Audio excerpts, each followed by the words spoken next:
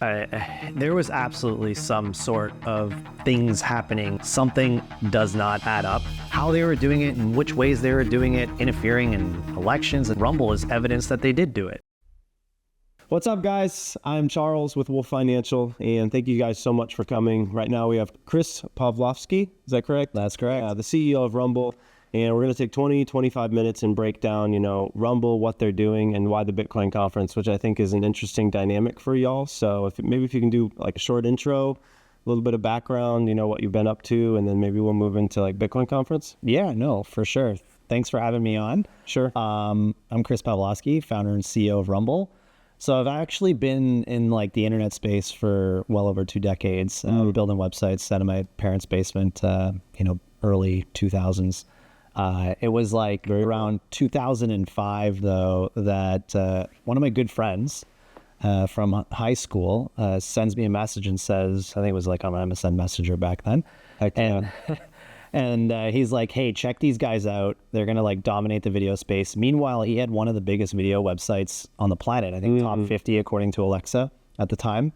And that site was not big at all at the time, and it happened to be YouTube that he sent me. And he's like, I can't finance mine, but these guys can finance theirs. And with the financing, they're going to be able to dominate here in the video space.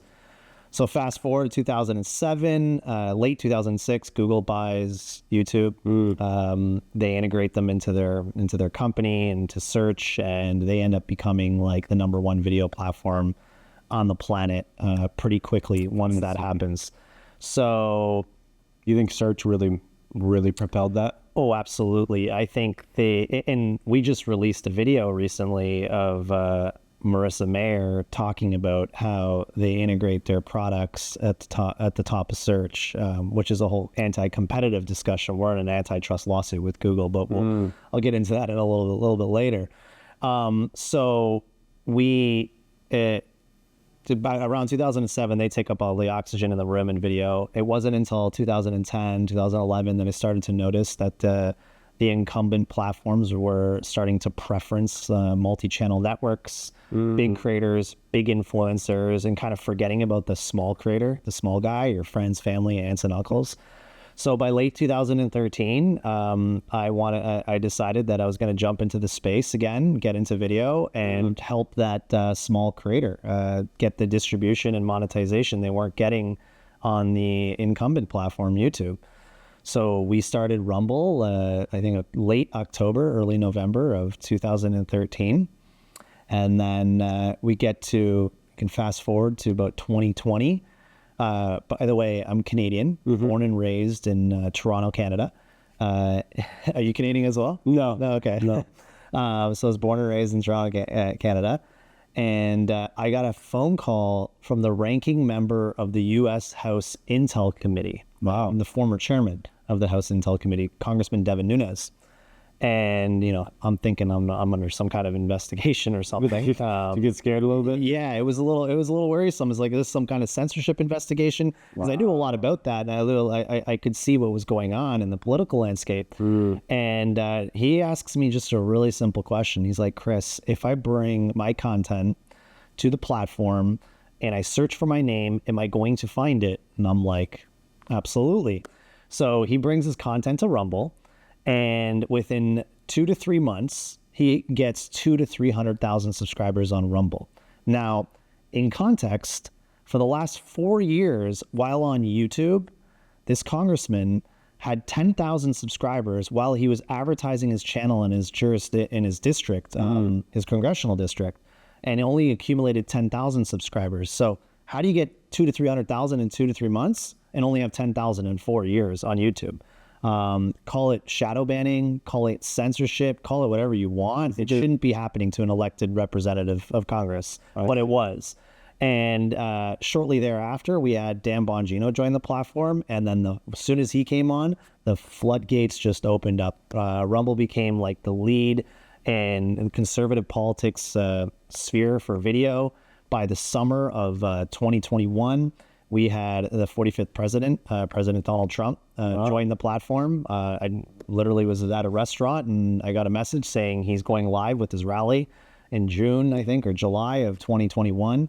And he went like 20 minutes before he went live, and I found out he was joining, and we were the first platform for him to join post him getting banned across all the platforms. Wow. So we were the only platform there for him.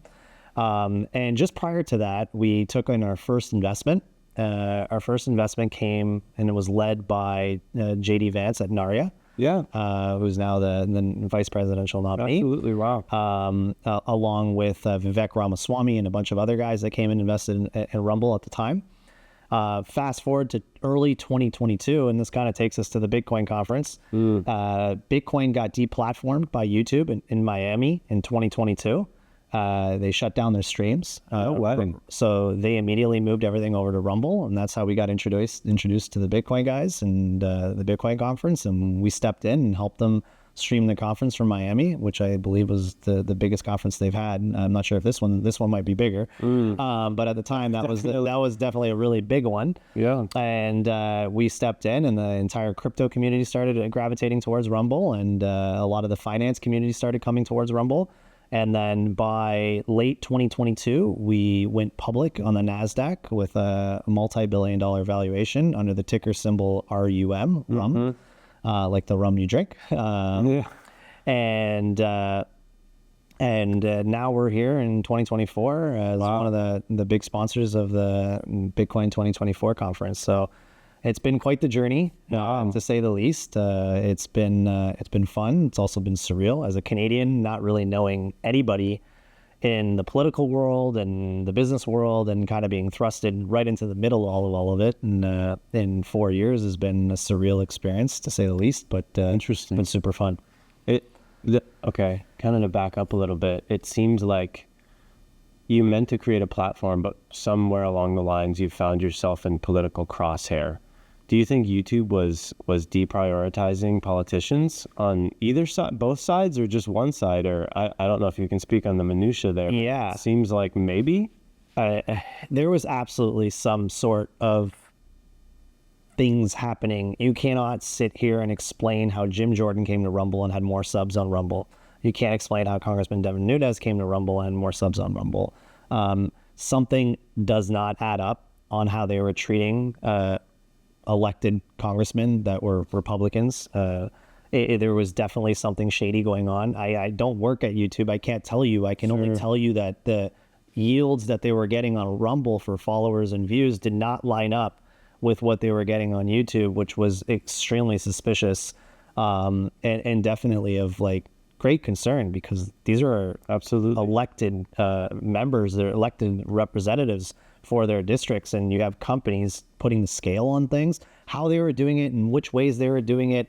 It's hard to know without being there, right? And being in that company. But from our point of view, something very nefarious was going on, and continues to go on with all these platforms. They seem to have picked a side in the political world and left Rumble, right in the middle, because Rumble had the same policies that these other companies had for the last decade. But all of a sudden, like 5-6 years ago, they started moving the goalposts on these policies, and they left it, and the goalposts were aimed at protecting one narrative, not aimed at protecting the other, both narratives. They were protected one narrative, and Rumble was just sitting there in the middle.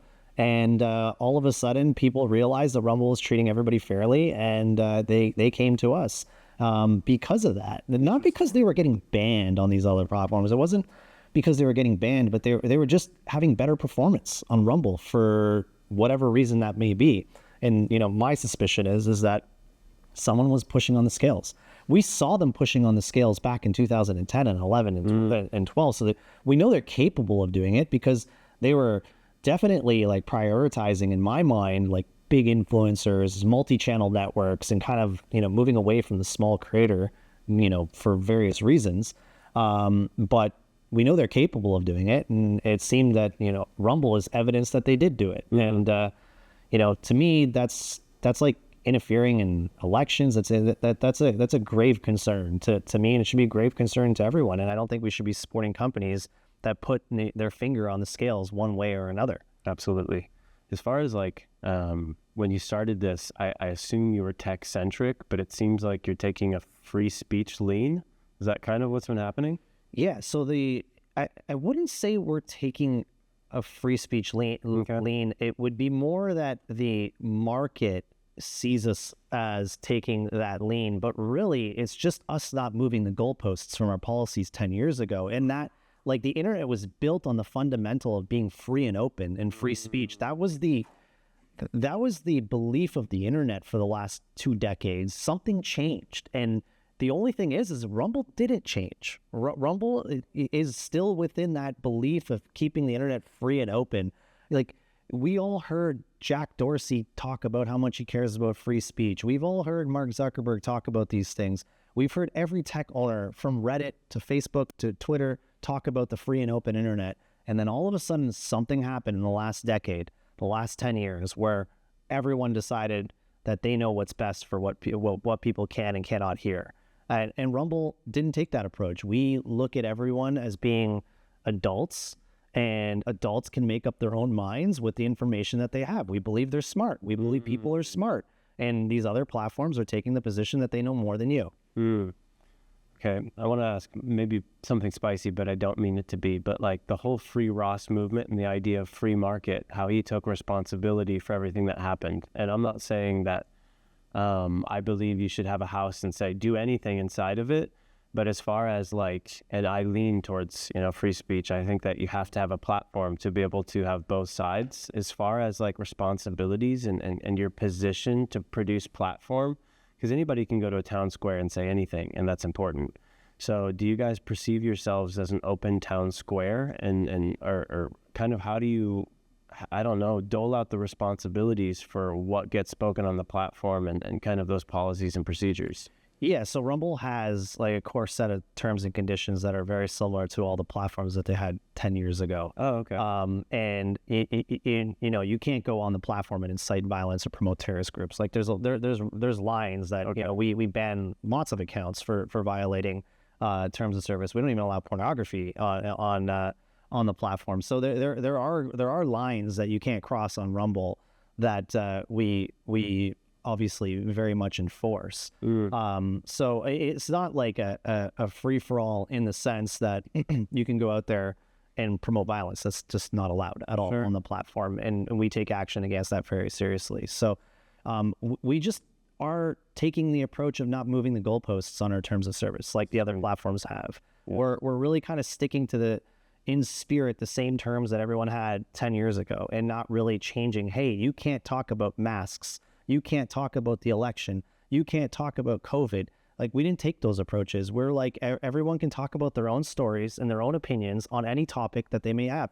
We're not going to move and have, we're not going to strike you or remove you from the platform because you have an opinion that I may disagree with or agree with. Like, absolutely. I'm not the police, and I'm not trying to be the police. We're also not going to penalize a creator for something they do in their life outside of the platform. We're going to judge the content that is uploaded onto the platform and the video itself. We are not going to judge the creator if something happens out on the streets that has nothing to do with Rumble. We're a video platform. We're only judging video, and that's the way that we've taken our approach. Like, we've had lots of, we've been in the news many times with respect to standing up for creators and creators' rights to speak, like the Russell Brand situation. You had an elected government representative come to us and say, demonetize Russell Brand. And we said, no, he didn't violate any of our policies, like, period. What you may think or may not think, like, that's your opinion. It has nothing to do with what he's doing on Rumble. And that's been our approach. And we've been very strong with that, and we will continue to be strong about that. Well, have you noticed political pressure from the position that you've taken? Absolutely. Really? Yeah, especially worldwide. We've dealt with governments around the world, and, we're banned in China. We left France because France wanted us to censor Russian news sources. And listen to this. This gets really ironic. So we left France because they said they would turn us off if we don't ban Russian news sources on the platform. So we said, bye-bye, France. We're an American company, and we're going to abide by American law, not what you think people should and can't hear. They didn't violate any of our policies. We're not going to take them down. And then, you know, a year later, Russia bans Rumble. So it's kind of ironic. Irony. Yeah, because we wouldn't ban creators that they asked us to ban. So Russia turns us off. We've also left Brazil for the similar reasons, different reasons. But you know, they wanted us to censor political opponents and creators in Brazil, and we said no. So we left Brazil as well. And you know, what's really scary is that this is actually coming into now like the more modern world, and you know, first world countries like Australia and New Zealand. And one of the more scarier ones that kind of really puts chills and makes me really worried for the world is that New Zealand came to us and asked us to remove a reporter that reported on a whistleblower. This is like akin to the 1970s, the Pentagon Papers and the New York Times, which the Supreme Court ruled that, you know, that's totally allowed. They were upset that there was a whistleblower that leaked COVID data that went contrary to the Ministry of Health in New Zealand. And the reporter that reported on that, they wanted us to remove. And we told them absolutely not. You know, we're still alive in New Zealand. We haven't shut off there. They haven't threatened to turn us off yet. But they've asked us to remove the content, and we said absolutely not. So we're fighting countries around the world. And, you know, we have ironic situations like we don't pick a side. Our principles deeply rooted in freedom of expression. You can see that with the France and Russia situation. Russia bans us, and France asks us, we left France. So we're deeply rooted in freedom of expression, which I think people forget is a human right. Article 19 of the Universal Declaration of Human Rights in the UN is freedom of expression. And all these nations could care less about it. They don't care about it one bit. And it's really sad. The only country that I've seen that absolutely cares about it and has a judiciary that cares about it. You can have the greatest constitution in the world, but if you do not have a judiciary system, a judicial system to defend that constitution, then you don't have a constitution. In the United States, we are lucky. And it's been very apparent to me how lucky we are that we have the First Amendment. And how important that First Amendment is to the population and is to the judicial system. So after all this experience in the entire world and all this political pressure from governments around the world, you really get to realize that America is the bastion of freedom of expression, which is, in my opinion, the cornerstone to a constitutional republic, the cornerstone to a democracy. It is absolutely imperative that freedom of expression is allowed in society. You don't have civil rights movements. You don't have women's rights movements. You don't have the greatest movements of all time happen without freedom of expression. Freedom of expression is paramount to everything, in my opinion. And that's what makes it so easy for me to defend. I just know that it's the right side of history and it's the right thing to do. We're protecting and we're advocating for freedom. And that's an easy thing to do in my mind. Absolutely. Have you seen, there's a quote by Martin Luther King, and he said, "A man that's afraid to stand up never lives his life at all." And I'm paraphrasing slightly, but he's talking about the idea that you won't stand up because you're afraid, but know that you'll never live. And it's just scary that you'll sit behind your fears your whole life. And I think this happens a lot of times because people don't want to face political powers because they back up. They put themselves in a position, which we saw with pre-Elon Musk X. Did you see, or Twitter, did you see all those messages when he brought transparency out and he showed how many government agencies had been emailing Twitter and saying remove? Did you see all this? Yes, of course. And it was like hundreds, and every government, and Twitter was like, yep. They were the censorship platform. They were directly working with all the governments. And what's interesting is they obfuscated responsibility by saying we didn't know what to do. And I guess this goes back to the moral or the integrity of the central person, that because nobody else besides you, and I'm making an assumption here, could make the decision to rival a government, because it, puts you guys in maybe a little bit of a crosshair. And it's especially not popular to side with Russia as an American company. And I'm sure that, you get backlash from both sides by holding a flag up. So I guess I'm interested on your perspective pre-Elon Twitter and kind of what was going on and maybe some of that journey, and then maybe post, just from an outside looking in, because they seem to do the exact opposite of what those decisions y'all decided to make. Yeah, no, pre-Elon Twitter and pre-Truth Social, the market was, we were all alone. We were by ourselves. Corporate media was attacking us daily, relentlessly. They wanted nothing. They don't want Rumble to be around. They still don't. And we had to defy, and we had to stand strong. We had to make these decisions, which appear to be really tough. But if you just have a basic sense of morals and principles, it's not tough. For me, it's, it's the easiest decision to make. Like, I have a principle of freedom of expression, and I stick to that principle. And if it's not in the bounds of my terms of service, it will come down. If it is in the bounds of my terms of service, it won't. And in any type of expression within the bounds of our terms of service is something I'll fight for, whether I disagree with it. There's so much stuff I disagree with on Rumble, like, and there's so much stuff I agree with, but like, you don't have freedom of expression or free speech. You can't say you're advocating for it if you're not allowing things you disagree with. Like, that's the hard thing to do. And for me, I just see that as easy. It's become habitual. It's become repetitive now. So it's become a lot easier. But pre-Elon, it was definitely like, when you're the only one challenging all of these places, it's a scary thing for sure, especially the early days. It's like, it's tough, but you kind of build that skin, gets repetitive and habitual, and then you get better at it, and the decisions become easier. The company gets behind it. Everyone is like in unison. And then when Elon stepped in and when Truth stepped in, the party got big.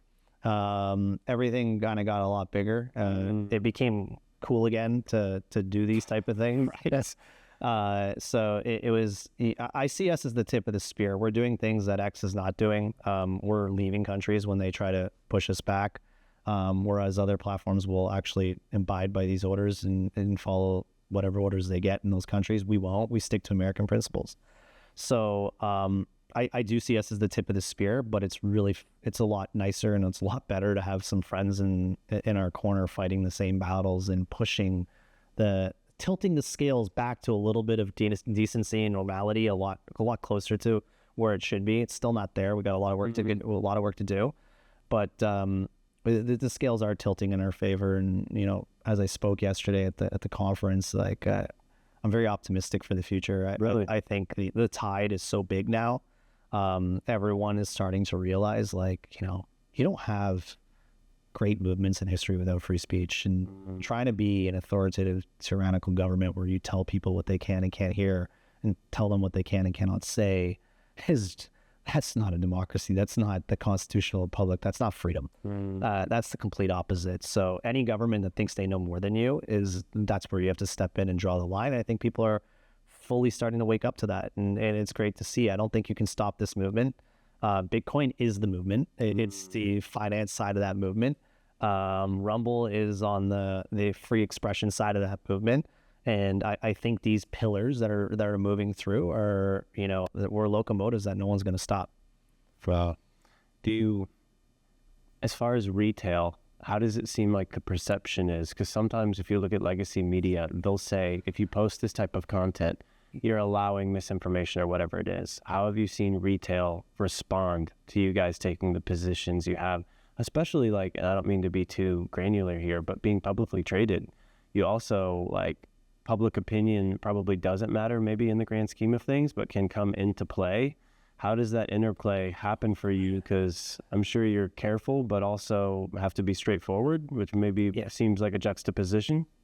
Yeah, I think it's pretty easy for us because when we went public on the notion that we're going to protect freedom of expression, and we're not going to do what the other tech companies do. So the minute that we do something contrary to that, we're kind of betraying our shareholders. So we won't do that. We're protecting the principles and the mission that we went public on.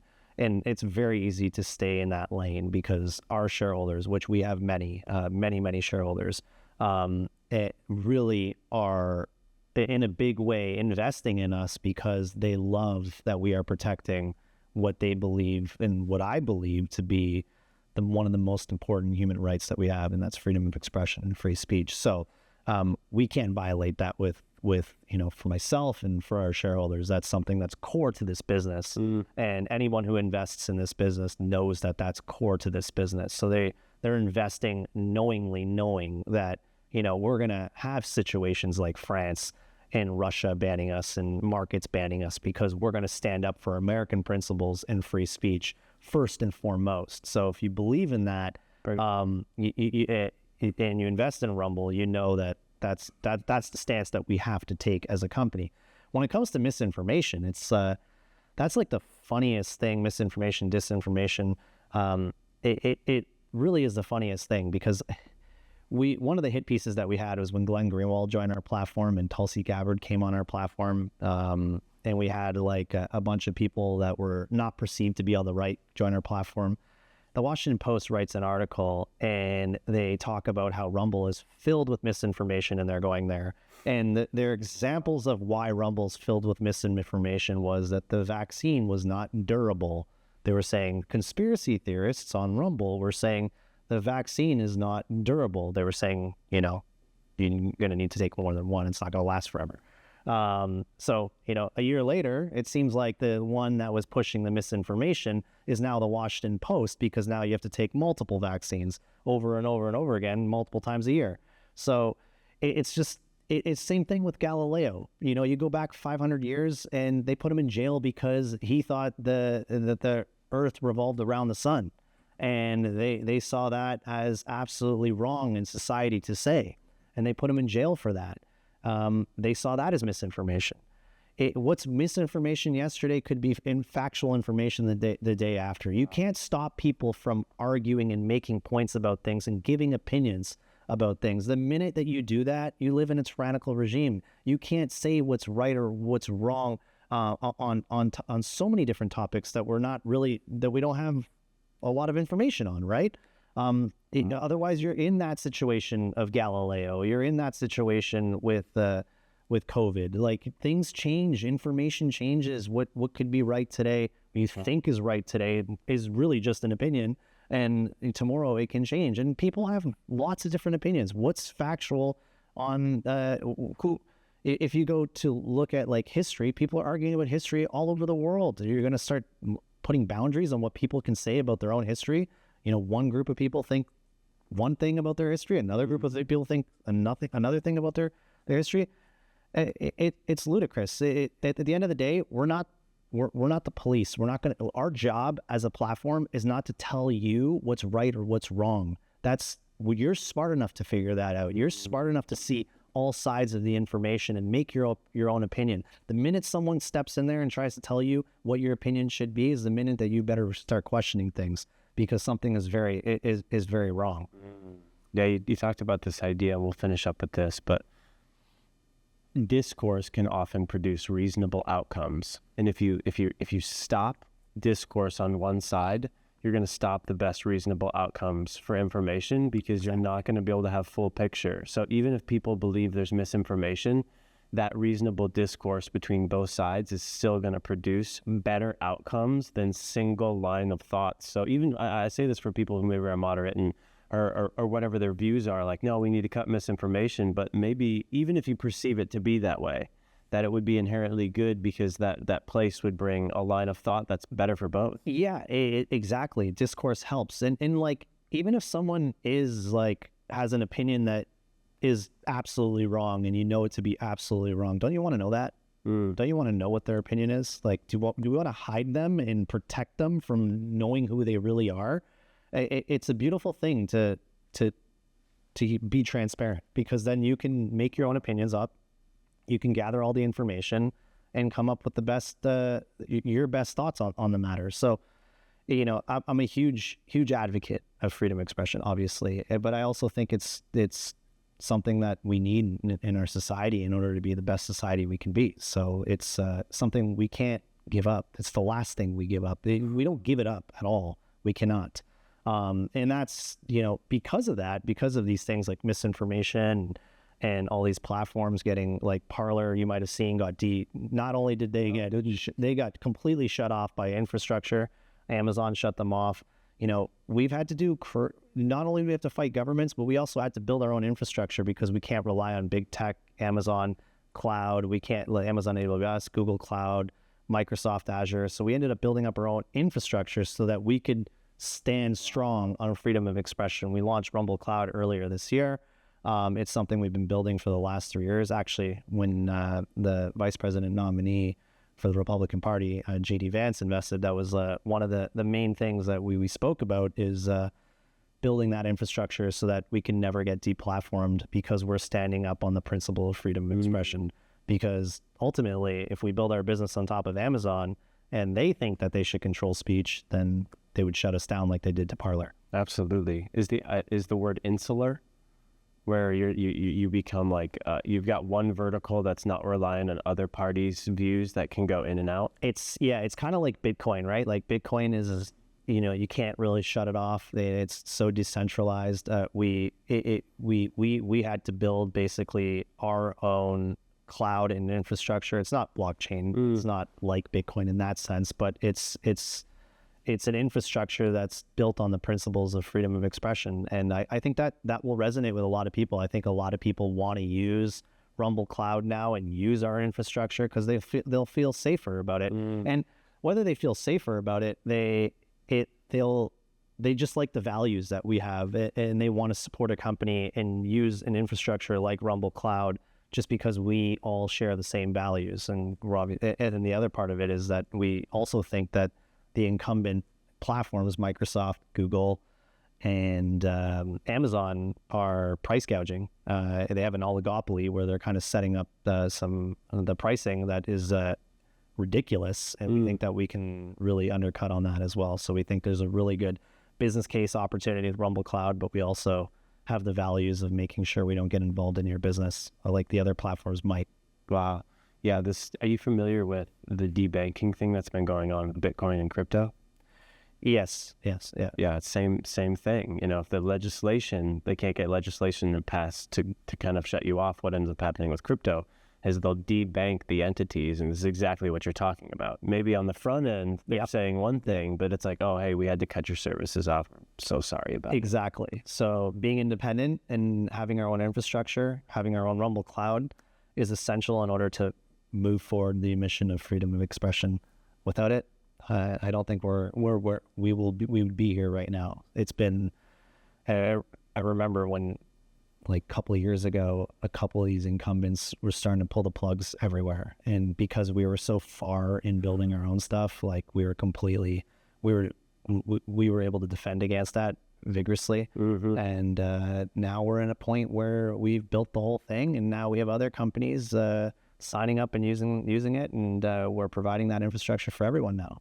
So it's we're basically creating a whole new highway to the internet. The highway is an old one, though. We're repaving the old one, the free and open internet, the one that we all saw in the early days of the internet. Wow. Well, thank you so much, Chris. I appreciate your time. Thank you very much. It's been an absolute pleasure. Absolutely. Yeah. You have a great day, and thank you, guys.